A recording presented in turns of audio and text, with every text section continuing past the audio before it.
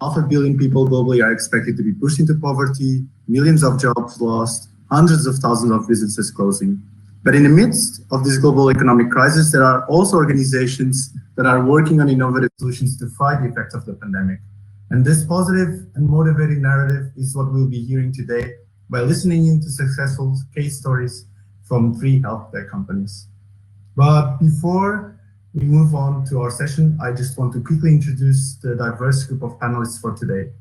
So here on my left, I have the moderator for today's session, Dr. Aline Menden, founder and managing director of Endeva, and an expert on inclusive business and system innovation. Dr. Tirumala Mandal, a member of iCure's leadership team, expert in community research interventions, field surveys, and research publications. Next, we have Ian Milimu, project manager at UNDP, currently managing the Sustainable Health in Procurement project implemented in 10 countries across 4 continents. Shelly Saxena is the founder and CEO of Evermore, an Atlanta-based company that provides AI-enabled primary healthcare platform to organizations. And last but not least, Ting Shi, who has founded ClickMedics, an award-winning AI-powered telehealth platform born out of MIT Media Lab, with the mission of improving the health of over 1 billion people using mobile technologies. And this is Pedro Cortes speaking, impact specialist at the Business Call to Action, and I'm thrilled to have with me today this fascinating panel. So I just want to quickly run you through the agenda that we have prepared for you today. This is what I'm doing right now, just a small introduction on our session. And I'll also be talking a little bit about the health cohort, as this is also the time that we'll be launching this initiative at BCtA. Next, we'll have Ian talking about pandemic recovery and the importance of private sector in doing so. Then we'll have the opportunity to hear successful case stories from 3 of our BCtA members in the health tech sector, iCure, Evermore, and ClickMedics. And then Dr. Aline Menden from Endeva will start a moderated discussion with the companies, but also with you participants. We want this to be an interactive session, and we count on you doing so. Then in the end, Ian will be doing some key takeaways of the session that we've just been listening into, and I'll do a wrap up and a transition to the next session. So before we move on to the content of this session itself, I just wanted to quickly introduce you to our health cohorts.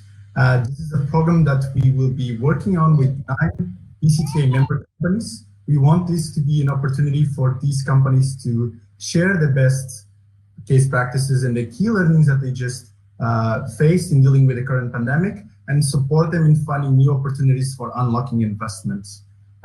You'll be hearing from 3 of the sessions in 3 of these companies in the session, ClickMedics, Evermore, and iCure, but we also count with a very diverse group of companies in this cohort. We have Vive from Colombia, CDI Hospital from Kenya, Medtronic from India, MTTS from Vietnam, Sehat Kahani from Pakistan, and Thais Health from US. So as you can see, this is a very diverse group coming from all different geographies together in this mission of taking the health tech sector forward, especially in the middle of this pandemic.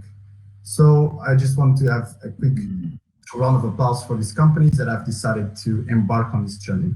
And now, without further ado, we can move on to the main agenda of today. Ian, the floor is yours.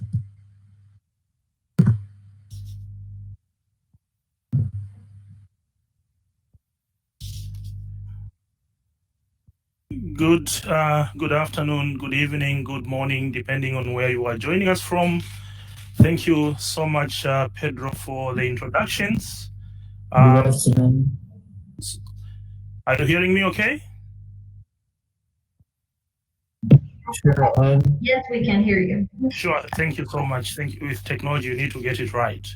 So, colleagues, I'm very pleased to join this panel. Of course, also joining a number of you who are joining us from wherever you are joining us. We are so pleased to present our work in UNDP.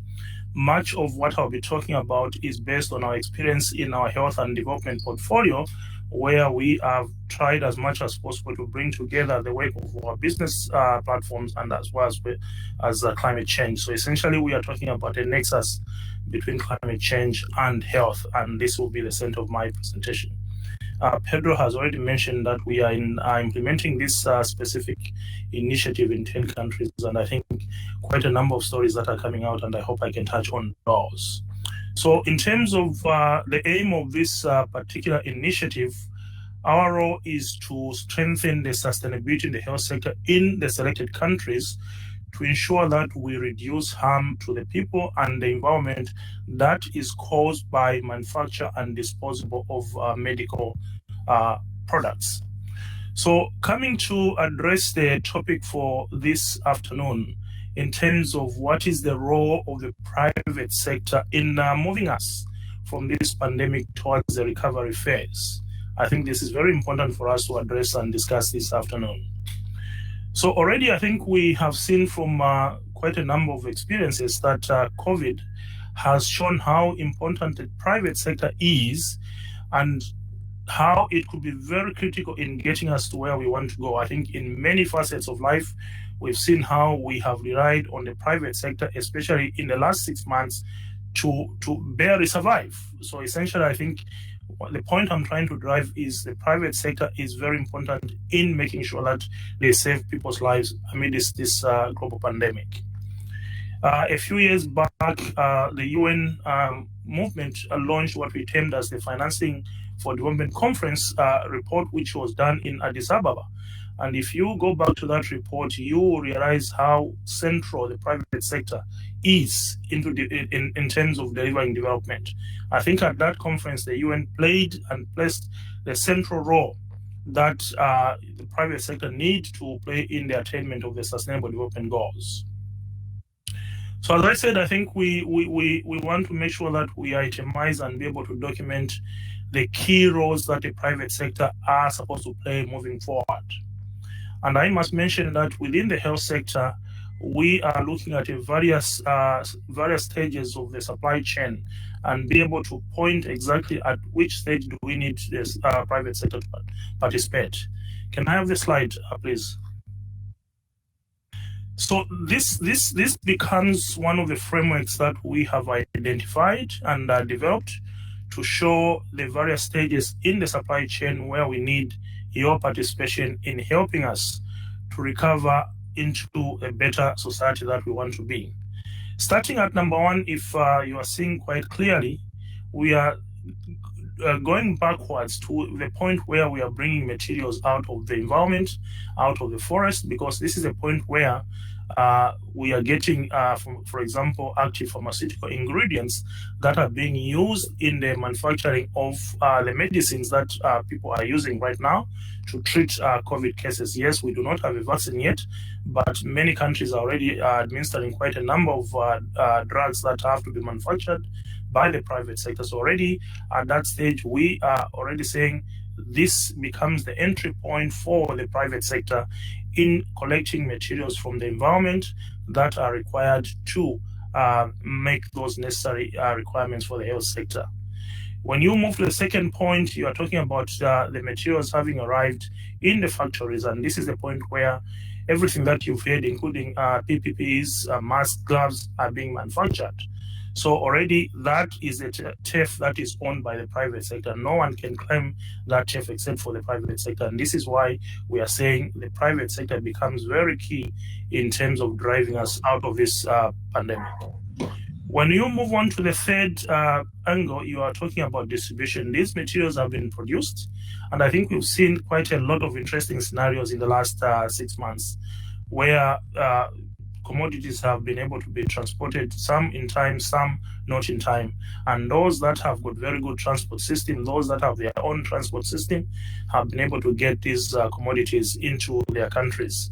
I know from where I am based here in Istanbul, the Turkish airline was very instrumental in getting the commodities to where they needed to be. And again, even the Turkish airlines, despite being a government, you tend to see quite a lot of private players participating in that. So again, in moving commodities, not only from the factories, but also from warehouses where they arrive point of arrival in countries, you also depend on the private sector to move those commodities to where they are used, to hospitals, to districts, to rural centers where they are most needed. So again, that becomes a third entry point for the private sector in supporting the recovery process from COVID. The next step is essentially, you are talking about the hospital level. Again, I think in this time of the COVID, the government hospitals have been highly overwhelmed. And this becomes a very important aspect that the private sector have played. Many people have gotten support and services from the private sector. In many countries where the government had to dedicate specific hospitals to support the COVID, the private sector took up the responsibility of ensuring that other ailments are not totally neglected. So this again becomes a very important entry point for us in the health sector for us to ensure that we support the recovery better.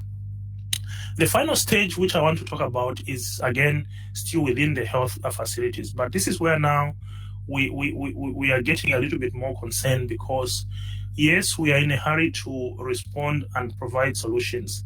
Now we are looking for private sector. I think we have quite a number of good examples. How do we manage the medical or health wastes that have been created? I did mention that everyone was rushing to buying masks, buying shields, buying gloves, to buy all those necessities. But now at the tail end, how do we manage those products? So this is where, again, it becomes a very important niche for the private sector to set up opportunities for reuse, recycling, compositing, and also to bring in efficiencies in terms of energy and water.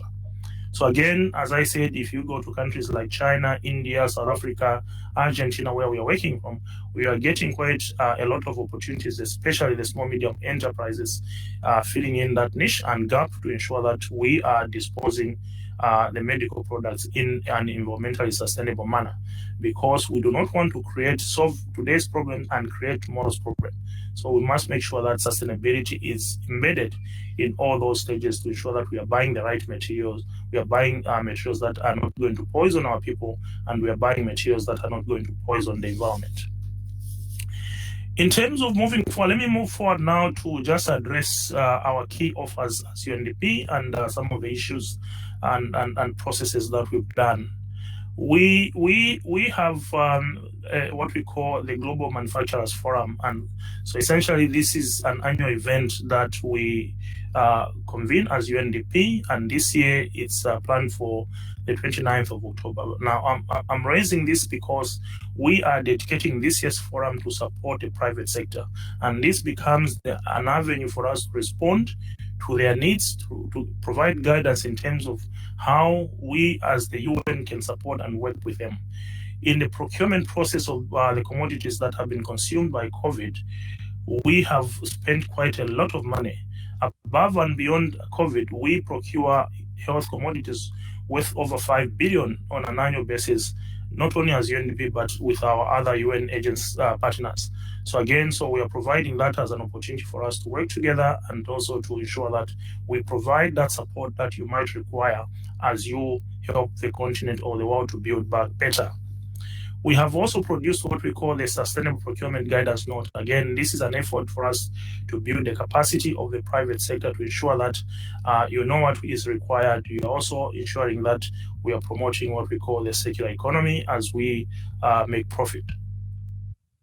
We have also developed what we call the Sustainability Questionnaire or Environmental Questionnaire, which help you to stay in compliance with international conventions on chemicals and other social dimensions. So there are about 5 international conventions that we are promoting, and for us in the UN, we want you to work with us to ensure that we stay in within the confine of the recommendations and requirements of those conventions, and we want the private sector to ensure that they are the driving force behind some of those issues, because as I said, the benefits do not only come to governments, but they also come to the private sector, because I think by implementing some of those things, there are quite a number of net benefits that we have identified.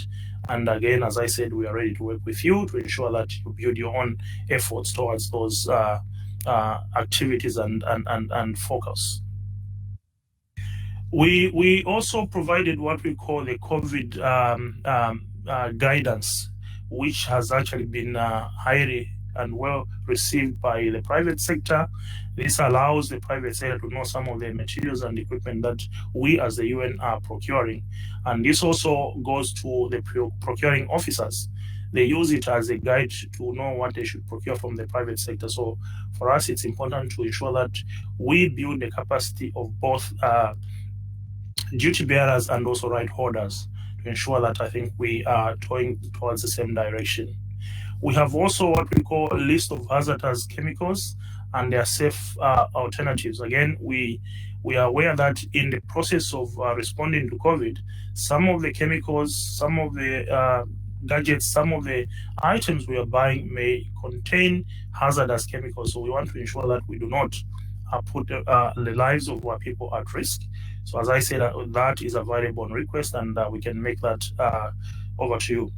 We have also developed what we call a model tender document. For you who are interested in working with the UN, manufacturing products with the UN, especially UNDP, we have the model tender document that is available. It's a public document.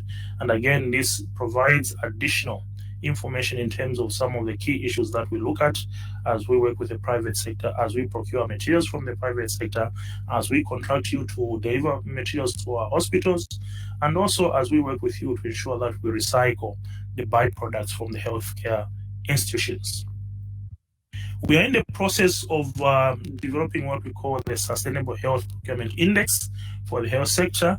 And again, this brings everything that I've spoken together to ensure that, as I said, as we work with the private sector, we ensure that we are promoting both the environmental and social standards. And the social standards that we are talking about in this regard, including gender dimensions, include also issues of human rights, including issues of ethical business conduct.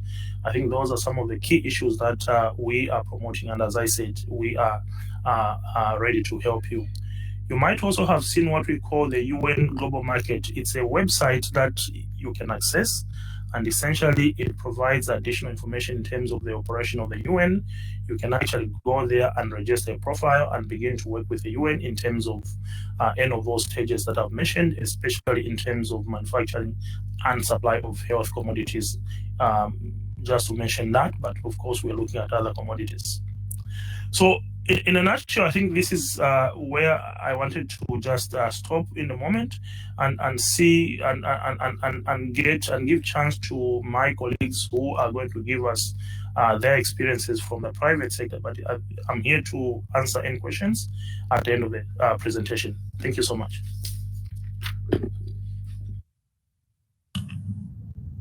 Thank you so much, Ian, for these kind Thank of you. interesting. Yeah, hi, Pedro. Thanks for these interesting insights from your work, Ian. I'm tempted to ask a lot of questions, but I leave that to the audience. As you can see, we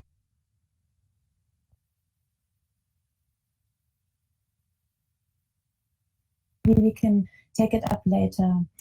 As Pedro already mentioned, I have the pleasure to be your moderator today, and it's an absolute honor to moderate this panel today. And yeah, I would like to start by saying we all know that COVID-19 has affected the weakest the hardest. And this is why, if we were in a room today, I would really like you to applaud to this panel. In times of COVID, they not only stand strong, but they keep pushing the boundaries of what is possible to support the weakest. And yeah, they're here today because they're also great examples of resilience. Long before COVID hit, these inclusive businesses set up mobile clinics, they screened masses for diseases, and they all apply digital technology like telemedicine, AI-based triaging. And in fact, this digital technology is a vital element of their business model, which probably is one reason why they are so resilient. Before we get the pleasure to hear their stories, I would like to make one request to all of you here in this session. Please use this opportunity to interact with our panel and with each other. I know you're all constantly in online meetings and webinars, but this is a special session and we need you to make the most out of it. So please, Pedro, if you could go back to the previous slide, since I want to show it, switch off your email and alerts, lean back, take a deep breath and listen. And we will also give you a chance to speak actually and bring yourself in. And I'll explain later when is the time to do so. But without further ado, I would like to invite you to our panelists who are here to share their stories. So please, if you could switch on your cameras and say hi. We have here, as you've heard from Pedro already, we have Tirumala from iCure, we have Shelley from Evermore, and Ting from ClickMedics. A very warm welcome. Hi. Excellent. I can see you all.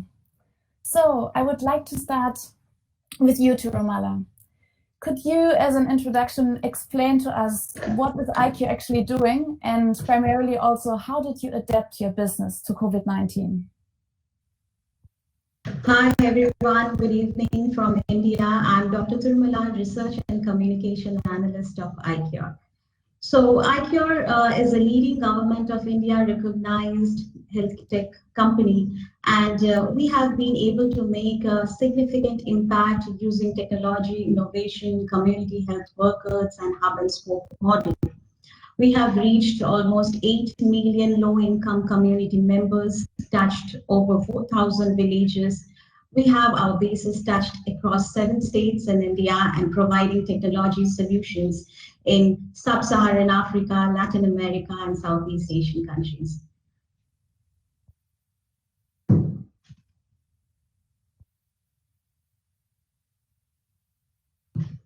Thank you so much, Tirumala.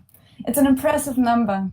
And yeah, and I would like to hear from Shelley as the next speaker. Can you share with us what does Evermore do and how did you adapt your business to respond to this pandemic?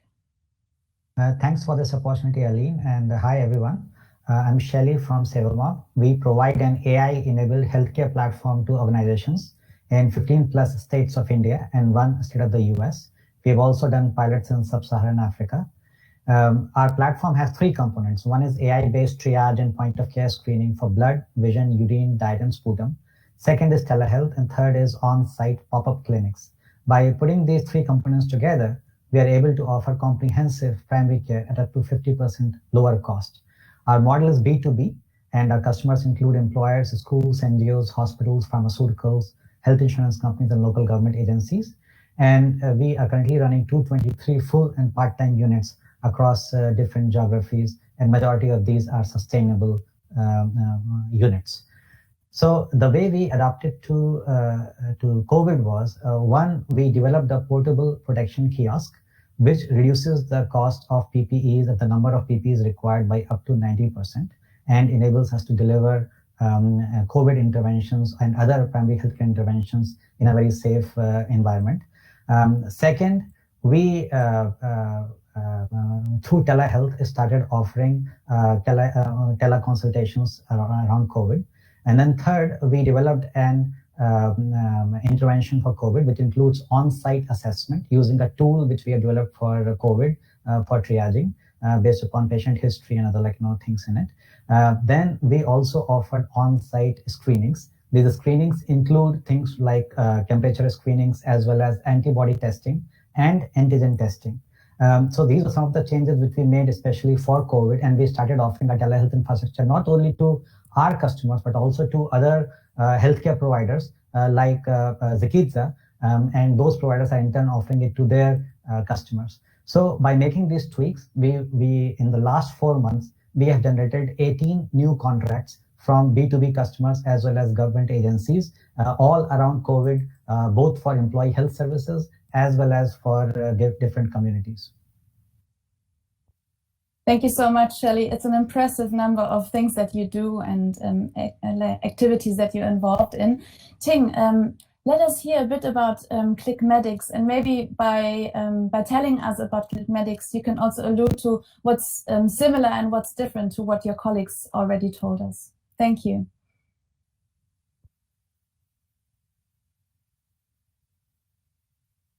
Ting, we don't hear you. I don't know if there's a problem, if you're muted or not.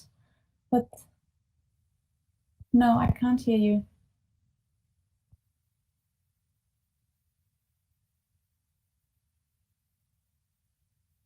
No, I can't hear you at the moment. So maybe we continue, Ting, and we bring you in. Let us know when the microphone is working, and maybe you can get some technical support. If that's fine. I can't hear you right now, but as soon as I hear you, I'll let you speak. So maybe if you want to restart and we continue with Tirumala. I'm very sorry about that. So we'll do our best to bring the microphone on. Tirumala, we already heard about your business model, but my question to you now is if you were able to share one lesson from these activities during the pandemic with your peers here in this webinar, what would it be? Like looking back, what would you do differently? And looking ahead, what would you recommend your peers? Thank you. India is, you see, is in the second highest active COVID cases. And we have just 7 doctors for every 10,000 people. So there's a wily gap, there's a huge gap, and we cannot create doctors overnight or cannot create healthcare infrastructure. So during this national crisis, we are at the forefront providing assisted telemedicine platform, which is available both in web as well as an app version. We are providing mass COVID screening camps, and we are also developing pre-screening tool to provide precision health management, chronic disease management, and prevention and wellness. So through these efforts, we have been able to reduce the burden of OPDs as well as healthcare services, because that is what we are optimizing and bringing more efficiency in the care delivery and leaving the healthcare facilities for critical care. Can you hear me now? Yes, we can now hear you. Excellent. Thanks, Namita, for the tip to refresh, and that worked. Perfect. So taking it a step back, we haven't heard from Ting about what ClickMedics is doing and also what your response to the pandemic was and how that changed actually the way you do your business. Sure. So at ClickMedics, we provide disease management platform for health providers or health systems or insurance companies.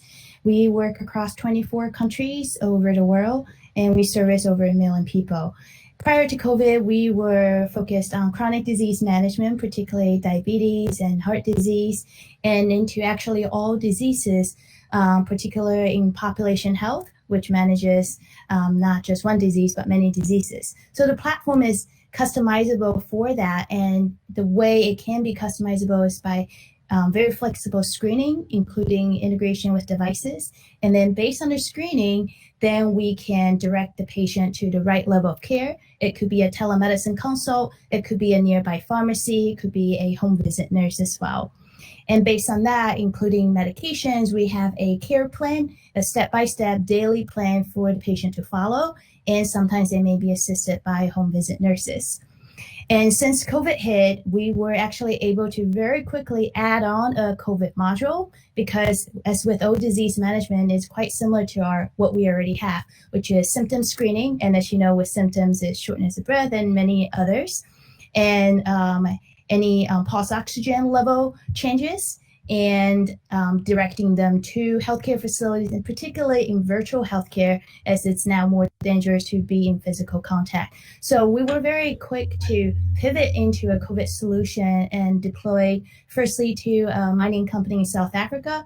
They have over 100,000 people. And it was literally right at the beginning of COVID in March, and they were able to screen everyone who were able to come to work and continue that, along with contact tracing, which, as you can imagine, 100,000 multiplied by 10 powers of 10 becomes a humongous task that only digital technology can actually manage. We then replicated and rolled out solutions to Uganda, India, Pakistan, the UK, Mexico, as well as the United States.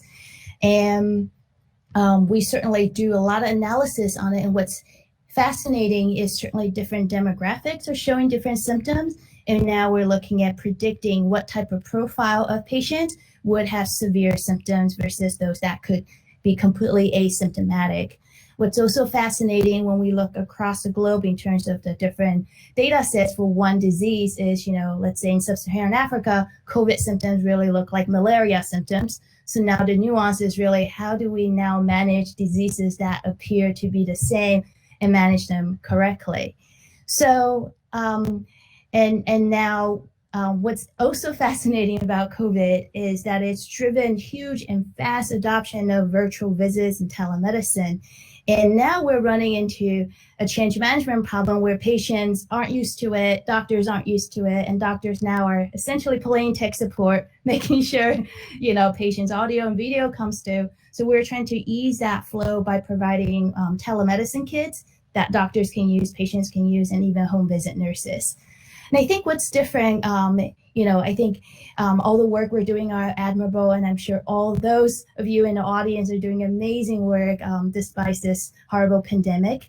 And what we do differently is really to create a platform that fits the use case for what needs to happen, and doing that very, very quickly. So we don't provide health services directly. We work with partners that do and enhance their offering, making what they offer better, cheaper, and faster. Thank you so much, Ting. And since we already jumped before to the next question, I wanted to ask you directly before I ask Shelley. You touched upon some of the learnings already throughout the last months, but what would be the one thing that you would recommend to your peers looking ahead when responding to the pandemic in their countries? Also, I'm asking this to you because, as you said, you already worked in various countries, so maybe one of the cross-cutting learnings that you could share would be excellent. Yeah, I think this pandemic has literally changed the way we live, work, and seek healthcare. What gets put in place, I don't think it's going away. But the US, for example, had a lot of emergency or exceptions to how telemedicine can be conducted. The next thing is going to be countrywide policy changes. This is now the new way of doing work. And because of this need to adopt rapidly, even patients are adopting new technology. Even as seniors or even those that are disabled, this is now the way to get care. So I certainly think one of the changes is this is not a short-term solution, and we should be planning for the long term. That means whatever we deploy needs to head towards a policy inclusion, needs to head towards adoption by not just the current population, but more widely. And I think another really important part is change management. It's a huge, huge effort, converting someone from paper workflow and Excel workflow all the way to an app. Sounds like it's a natural thing to do, but it does take a lot of effort, and there are a lot of workarounds you wouldn't even imagine that people come up with to avoid adopting. So I think that's another aspect that really needs to budgeting a lot more time to. Yeah. Thank you. And you already alluded to an aspect that we'll get back to later, because you said what's required from governments and from patients, from healthcare professionals going ahead. We'll get to that question, but before we do, Shelley, I would like to hear from you. What are the many learnings from your activities during this pandemic? And is there anything that you could share with your peers here in this online session that they will benefit from? Thank you. Absolutely. So first, I agree with Ting that this COVID is not going away. We have to live with it, and we have to adapt our business models and the way of living with it. Even when the vaccine becomes available, this is going to be an ongoing management issue. So one of the first things I would say is, because we have to live with COVID, first of all, the healthcare providers like us, we have to adapt our business models. We have to relook at our pricing. We have to relook at our cost structure. We have to relook at our protocols. And then based upon that, we have to make those pitches to our customers. That's the lesson for the providers. Another lesson for providers as well as for customers is that telehealth alone is not going to be an answer for COVID or for most other primary healthcare situations in a developing country. Telehealth can only do so much. You need a hybrid model where you can provide some certain services on site, and then that paired with telehealth then gives the type of intervention which can actually contain COVID and manage it effectively over time. I would say that those are the two main learnings from us. Thank you so much, Shelley. It's a good reminder that digital technology is crucial, but it cannot solve it all. And of course, it needs to interface well with what we are already doing. As promised, I would like to now engage the audience. So first and foremost, we would like to actually get to know you. So who is in the room? We had the opportunity with this technology, and here you can already see that it sometimes fails you. We had the opportunity to only bring up 5 options. So I will read them out to you, and we would be immensely thankful if you could click on the option that most captures or characterizes you. So are you an inclusive business? Are you a startup or a corporate? Then click B. Are you a donor or a foundation? Click C. Are you a government representative? And if none of these categories fit, because you're a researcher, a consultant, a representative of an NGO, please choose E as an option.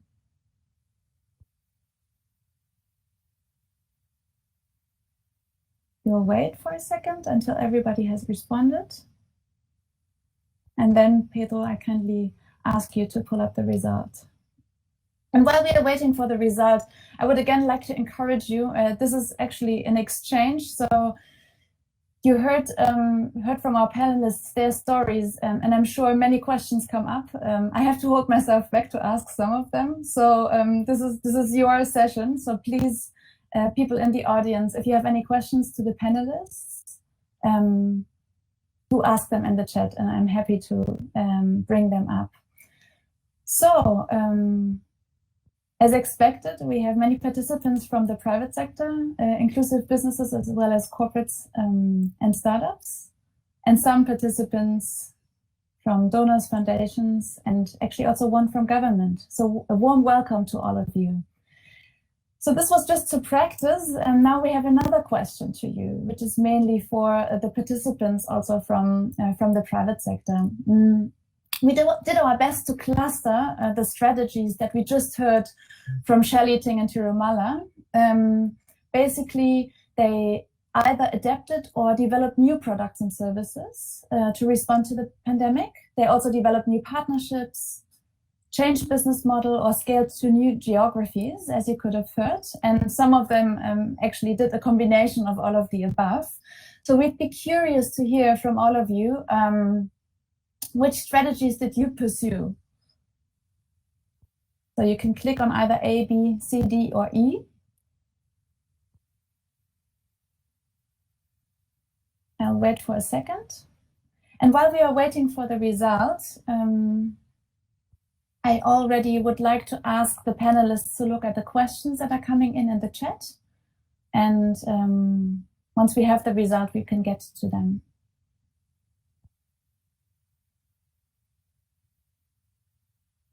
So Pedro, can you show the result?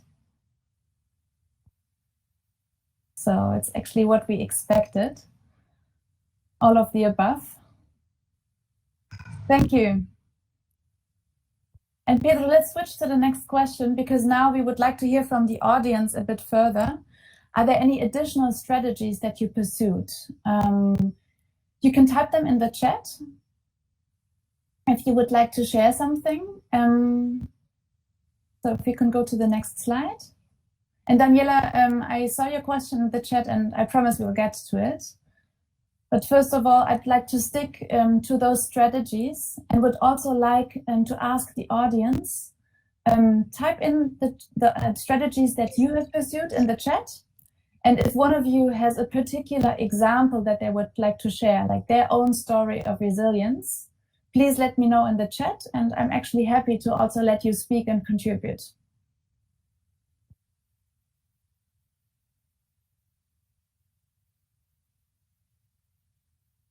And while people are busy thinking about and typing into the chat, I'd like to actually get to the question of Daniela.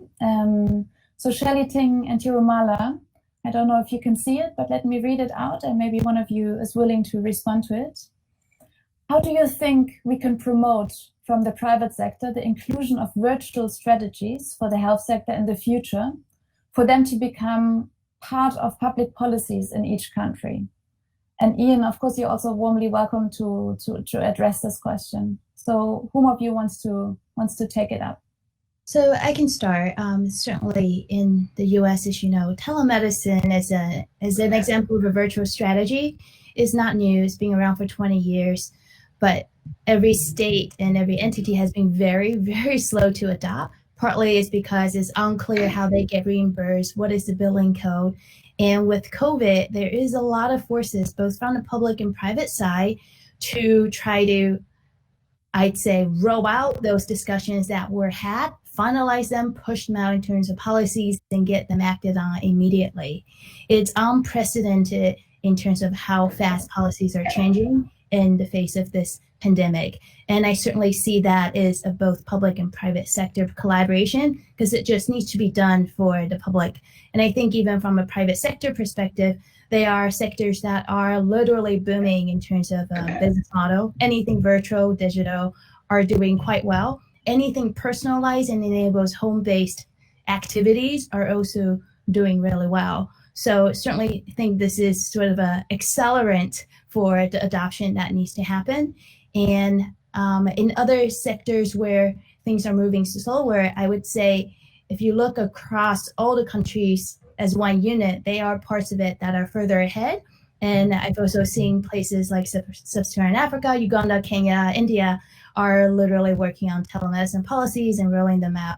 So I certainly think, both. It's an effort of all forces in terms of proving that this needs to happen. And in fact, a lot of these discussions on policies probably are already drafted. It's a matter of just getting them surfaced and acted upon.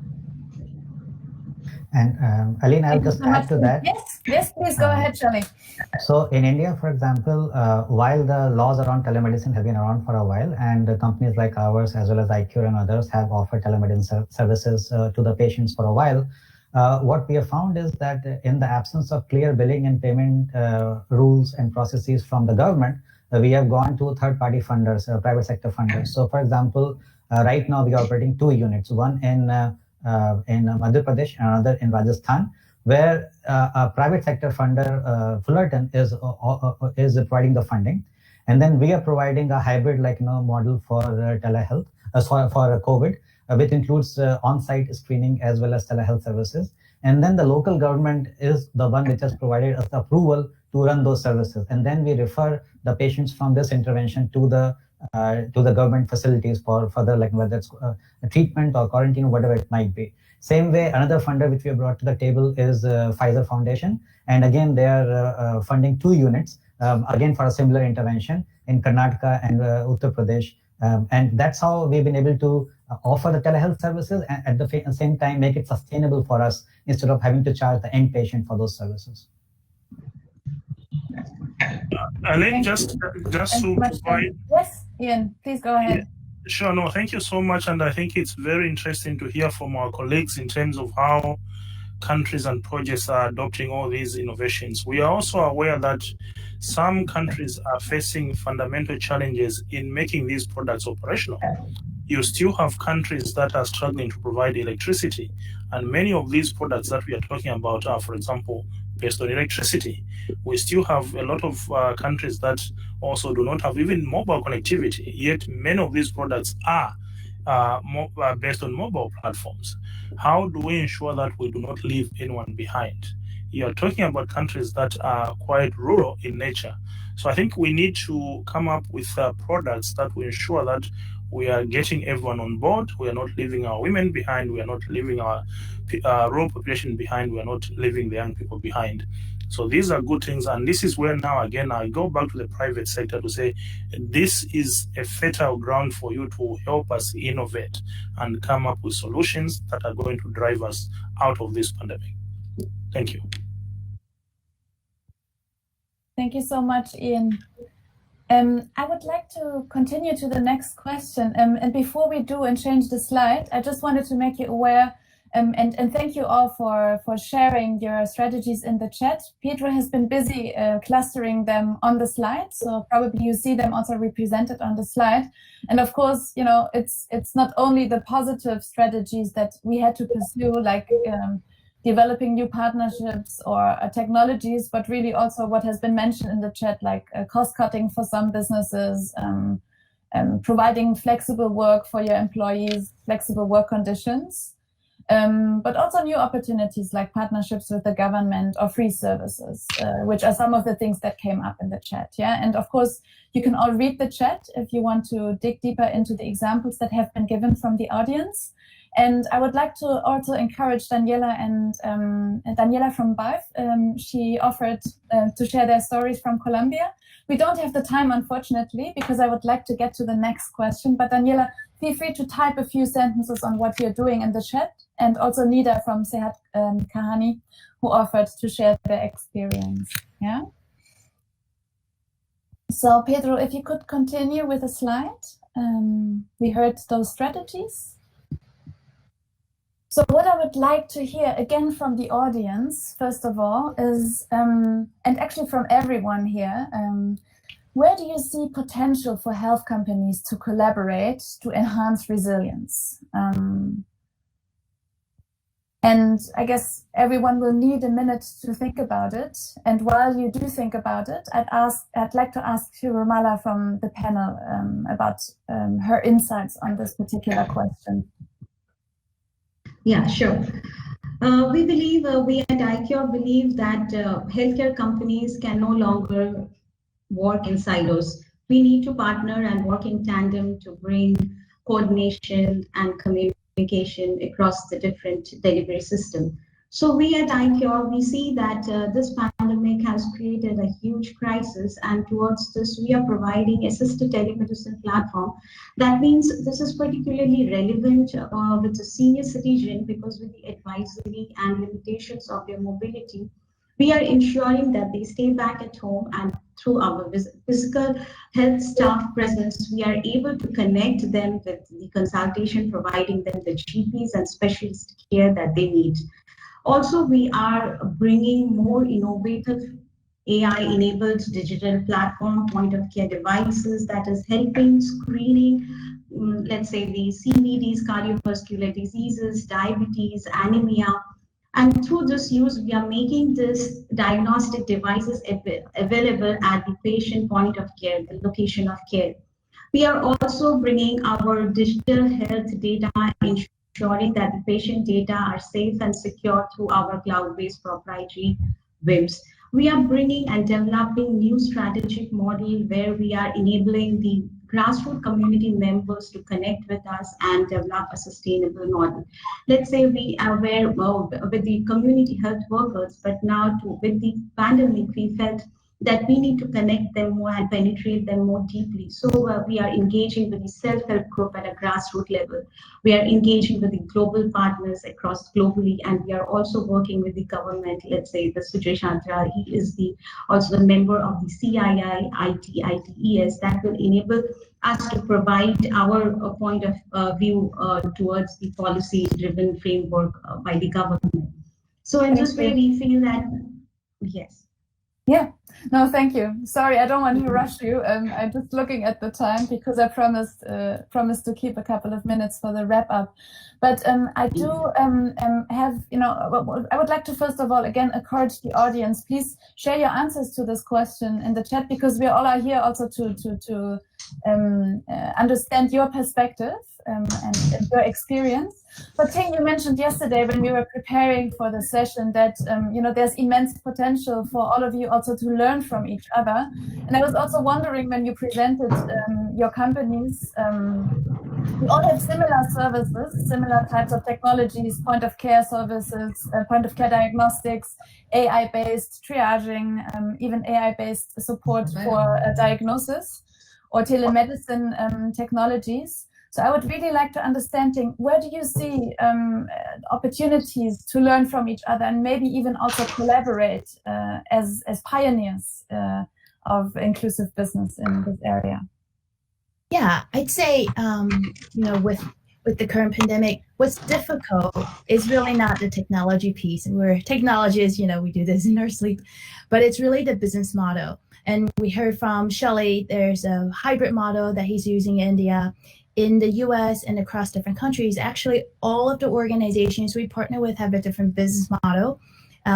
For insurance, it's obvious it's a per member per month kind of fee, but if we can avoid a COVID admission or any hospital admission, it's huge savings.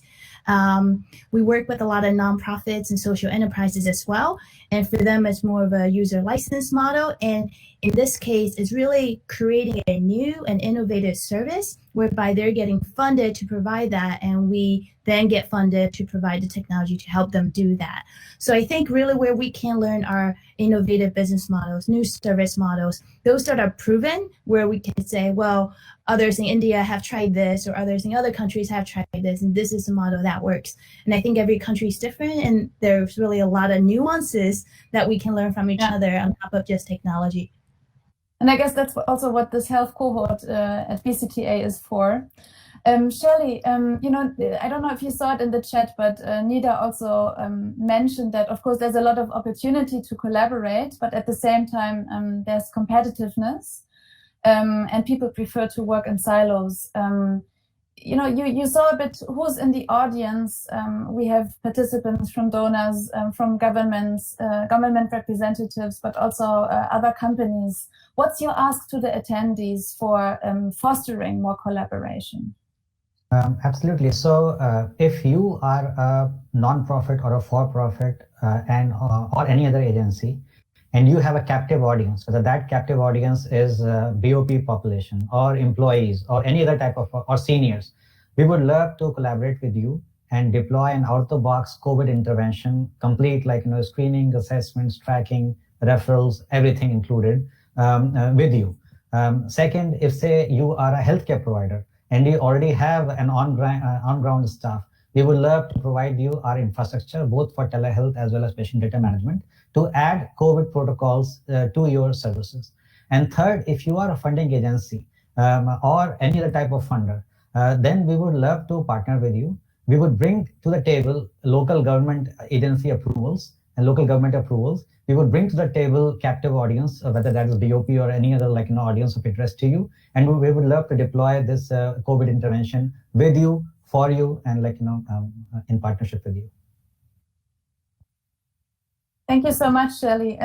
As I feared, at the end of the session, we are at the most interesting part, because I would really like to understand a bit better how can we break up the silos that Nida has been talking about, and how can we make these collaborations happen, and that's actually the three of you alluded to. But it's 5 minutes before 5. I'm German, so I'm taught to be on time. Ian, I would like to hand over to you. And before I do, I would first of all like to thank you all for being so interactive. And I would really like to stress, you know, COVID has shown us how crucial it is that health systems are inclusive, actually, because without us thinking of the weakest in society, we can also not fight this pandemic. So first of all, thank you for the great work that you are doing in this regard. And of course, we like to see more of it, like to see you all scale. And I would like to encourage those in the audience who have the opportunity to help us make that vision more of a reality. And even Ian, over to you. Thanks so much. Thank you so much, colleagues. Thank you so much to our panelists for bringing those live experiences from the field. And thank you to the two moderators for this session. I think quite a number of lessons have come out. So I had this exciting and difficult task of summarizing the conversation this afternoon. And I think from the discussion, quite a number of themes emerged. One of them is the whole issue of digital technology and innovation.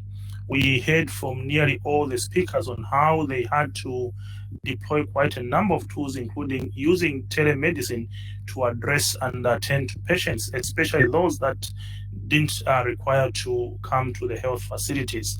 This actually, in many cases, helped to reduce the congestion in OPD, but also helped to ensure that there was a continuum of care in many settings that we have found ourselves in.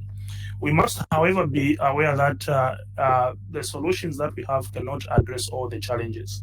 So essentially, we do not have a magic bullet to all the challenges that we have. I think digital technology and innovation is just there to address some of the issues. So it's not going to solve all the problems that we are facing with regards to COVID. The next issue that and theme that was very prominent was the whole issue of data. All the presenters spoke on the need for us to collect, analyze, share, and use data so that we become more able to provide the services.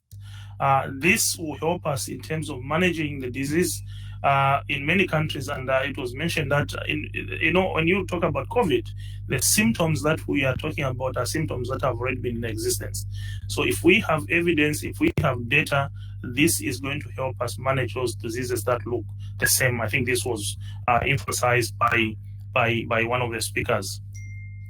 So how do we ensure that the data that we provide through the many platforms that we have is safe, ensuring that the data that is being provided by quite a number of platforms is safe? I think that is also a key challenge that is being put across to all the private sector to help us come up with solutions of making sure that we still maintain confidentiality in the process of providing health services. Related to the issue of data is the issue of research.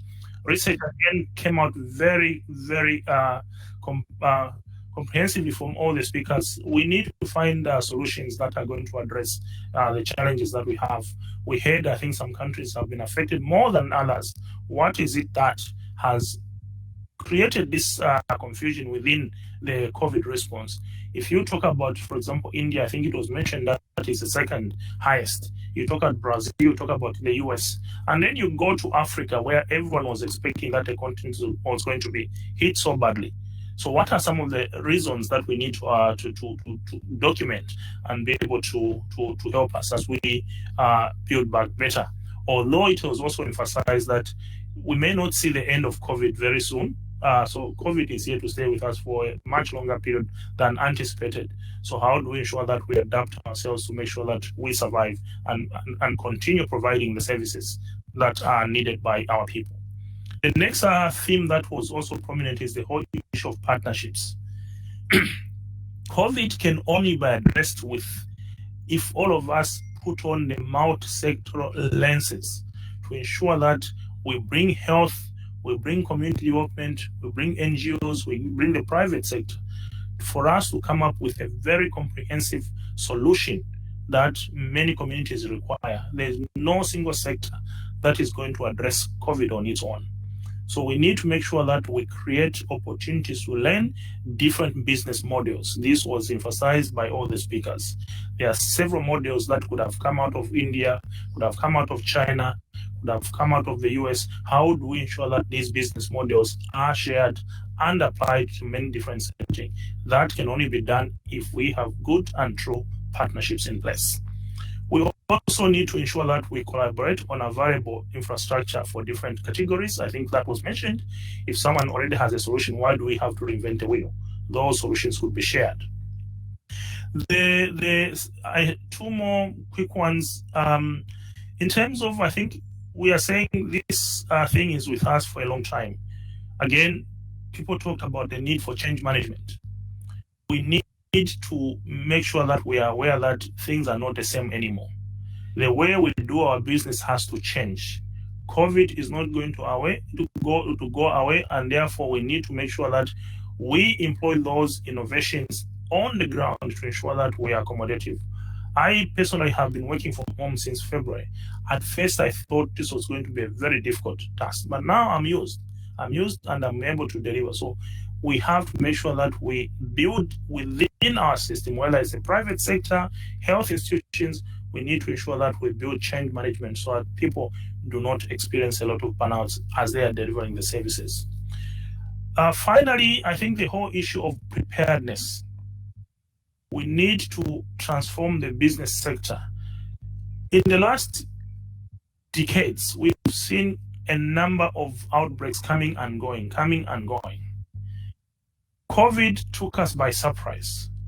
how do we ensure that the impact that has been felt on many sectors of the economy, especially the private sector, how do we ensure that as a global community, we prepare for the next public health outbreak?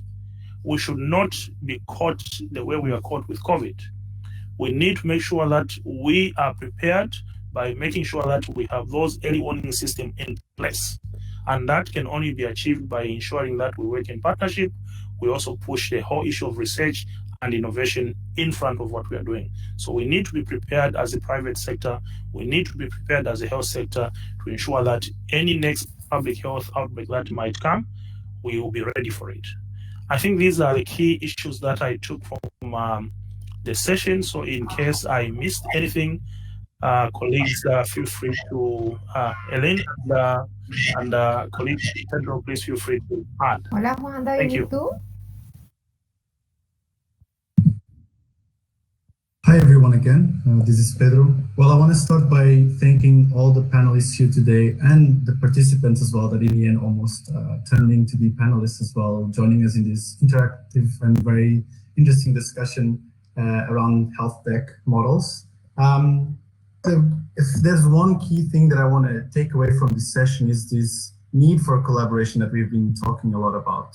So our whole topic during this annual forum is about inclusive businesses as a mechanism for resilience, but we know that this resilience comes from the fact that inclusive businesses are inherently collaborative.